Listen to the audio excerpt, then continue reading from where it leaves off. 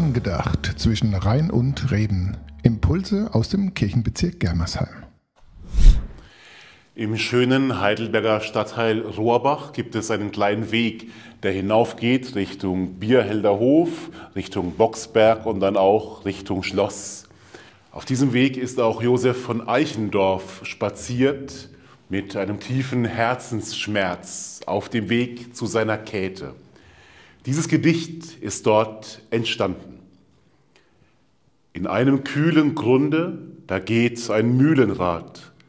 Mein Liebste ist verschwunden, die dort gewohnet hat.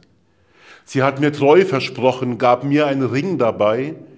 Sie hat die Treu gebrochen, mein Ringlein sprang entzwei.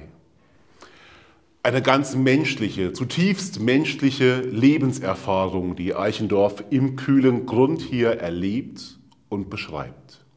Zerbrochene Liebe. Wir feiern im Dekanat Germersheim das Jahr der Trauung. Es gibt am Sonntag, den 25.05.25 ab 12 Uhr in Kandel ein Traufest, dann im Spätsommer eine Segnung für Jubelpaare und dann Candlelight-Trauungen im Advent. Wir feiern die Liebe, die ihren Grund in Gott hat. Das ist noch keine Garantie für irgendetwas, noch keine Garantie für eine gelungene Liebe, eine Liebe, die ewig hält. In einem kühlen Grund, da steht ein Mühlenrad. Und dennoch die Vorstellung, dass ich diese Liebe nicht immer selbst neu erfinden muss und nicht ständig produzieren muss, sondern dass diese Liebe schon da ist. Diese Vorstellung macht etwas mit mir. Ich bin nicht nur auf mich angewiesen, auf meine Partnerin oder meinen Partner. Ich kann mich in meiner Liebe in etwas gründen, was schon da ist, was schon immer da war.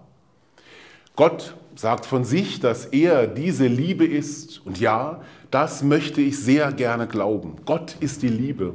Aus dieser Liebe können wir leben. In der Liebe zum anderen und in der Liebe zu uns selbst. Das ist doch eine wunderbare Gelegenheit, diese Liebe zu feiern, vielleicht auch segnen zu lassen, vielleicht auch bei einer der Veranstaltungen im Jahr der Trauung hier im Dekanat Germersheim. Angedacht zwischen Rhein und Reben. Impulse aus dem Kirchenbezirk Germersheim.